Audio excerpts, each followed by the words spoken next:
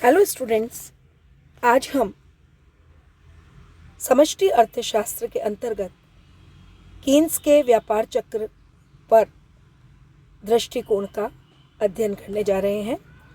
JM Keynes ने अपनी general theory में रोजगार और आमदनी के प्रचलित स्तर के निर्धारण की जो व्याख्या प्रस्तुत की थी, उसी से व्यापार चक्र का स्पष्टीकरण भी मिल जाता है, क्योंकि व्यापार चक्र रोजगार, आमदनी व उत्पत्ति के कुल स्तर के आवर्तक उतार चढ़ावों तथा लययुक्त उच्चावचनों से ज्यादा और कुछ नहीं होता।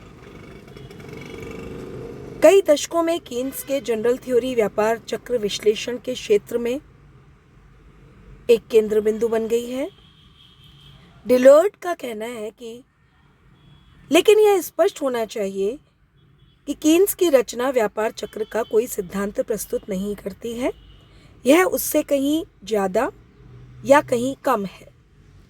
यह इस चक्र में व्यापार चक्र के सिद्धांत से ज़्यादा है, क्योंकि यह रोजगार के स्तर के बारे में सामान्य स्पष्टीकरण देता है, जो रोजगार में चक्रीय परिवर्तनों से पूर्णतया स्वतंत्र प्रकृति का होता है।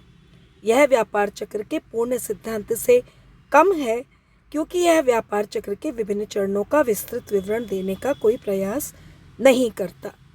इसके अलावा यह चक्रीय उतार चढ़ावों के व्यावहारिक आंकड़ों की गहराई से जांच नहीं करता, जो व्यापार चक्र के संपूर्ण अध्ययन में प्रायः करनी होती है।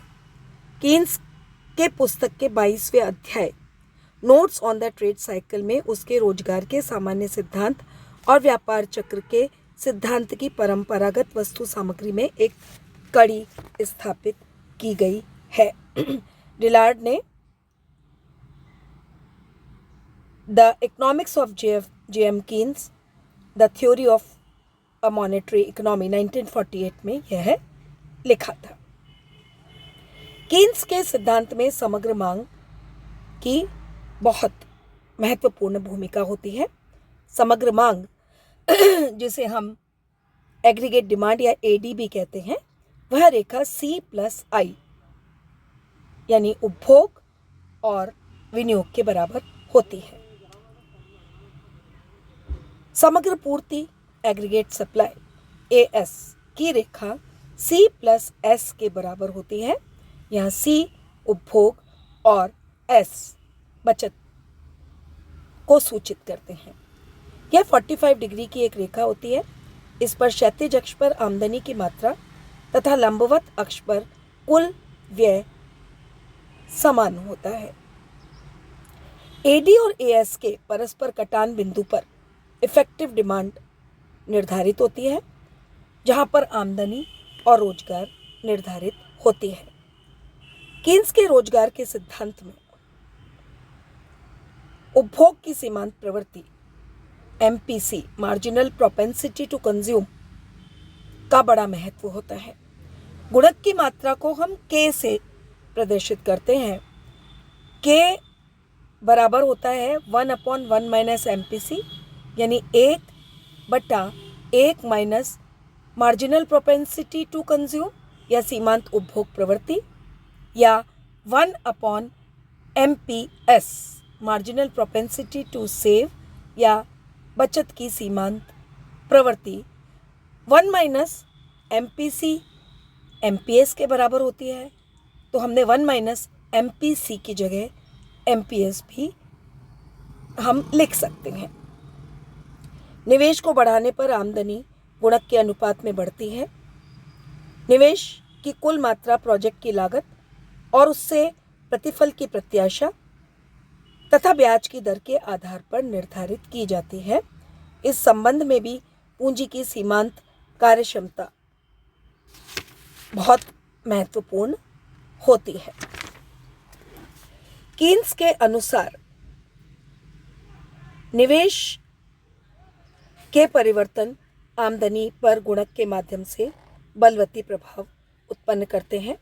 यदि निवेश 500 रुपये हो और गुणक 4 हो, तो 500 × 4 = 2000 रुपये आमदनी बढ़ेगी। यदि निवेश इतना ही कम कर दिया जाए तो इतनी ही आमदनी घट जाएगी।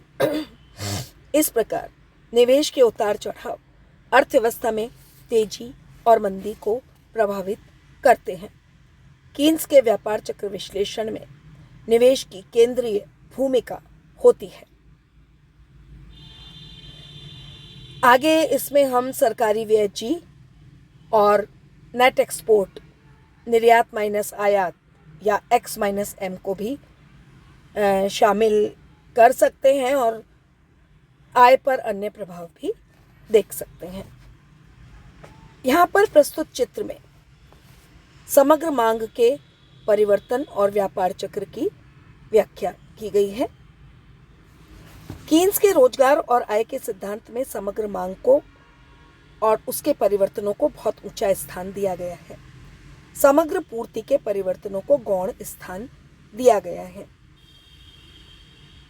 इस चित्र में मांग के द्वारा प्रभावित व्यापार चक्र को दर्शाया गया है।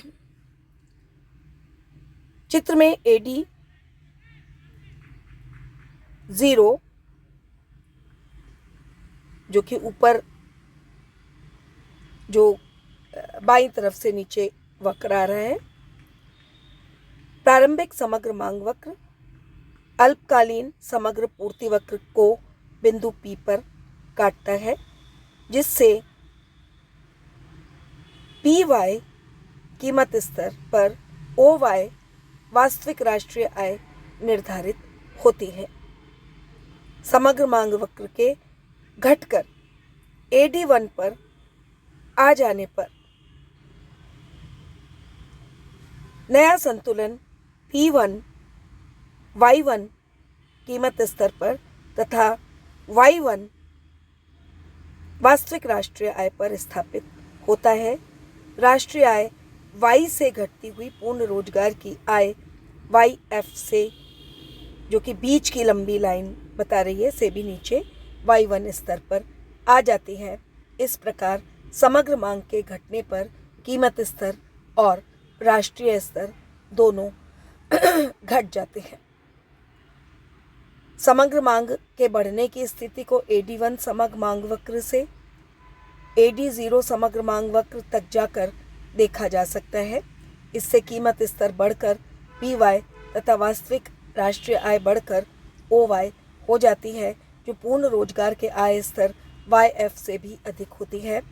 LRS-AS रेखा दीर्घकालीन समग्र पूर्ति वक्र का सूचक है, जो पूर्ण रोजगार की पूर्ति के आधार पर बनाया गया है।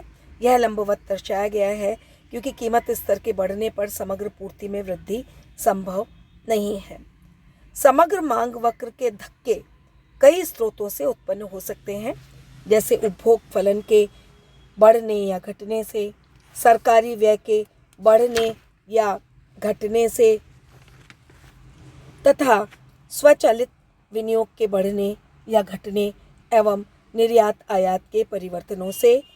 Y = C+I+G + X-M का संबंध समग्र मांग के परिवर्तनों को स्पष्ट करने की दृष्टि से विशेष महत्व रखता है। उपभोग, निवेश, सरकारी व्यय, निर्यातों के बढ़ जाने से समग्र मांग में वृद्धि होती है, जो गुणक के अनुपात में राष्ट्रीय आय को बढ़ाती है। इससे रोजगार भी बढ़ता है। इसी प्रकार उपभोग, निवेश, सरकारी व्यय के घटने से तथा आयातों के बढ़ने से समग्र मांग में कमी आती है, जो गुणक के अनुपात में राष्ट्रीय आय को घटाती है। समग्र मांग पर निवेश का प्रभाव विशेष रूप से कीन्स के मॉडल में दर्शाया जाता है। रोजगार और आय बढ़ाने के लिए उसने निवेश को बढ़ाने पर बल दिया था। निवेश पर भावी लाभ की प्रत्याशाओं और ब्याज की दर के परिवर्तनों का अधिक प्रभाव पड़ता है। नई वस्तुओं के उत्पादन के कारण भी निवेश के नए अवसर उत्पन्न होते रहते हैं। इसलिए व्यापार चक्रों के लिए सबसे ज़्यादा महत्वपूर्ण कारण समग्र मांग के परिवर्तनों को माना जा सकता है, लेकिन स्वयं समग्र मांग वक्र भी कई घटकों जैसे उपभोग, निवेश, सरकारी व्यय, निर्यात, आयात आदि से प्रभावित होती रहती है। अतः इन सबको अलग अलग प्रभावित करने वाले तत्व परोक्ष रूप में व्यापार चक्रों के लिए भी उत्तरदायी माने जा सकते हैं। विभिन्न चंद्र राशियों के संबंध समय अंतराल के साथ भी दर्शाया जा सकता है, जैसे वर्तमान उपभोग पिछली अवधि की आय पर आश्रित हो सकता है। वर्तमान ब्याज की दर परिवर्तन भावी निवेश के निर्णयों को प्रभावित कर सकते हैं। कीन्स की परंपरा के आधार पर आधुनिक अर्थशास्त्रियों ने उनके विचारों को आगे बढ़ाया है।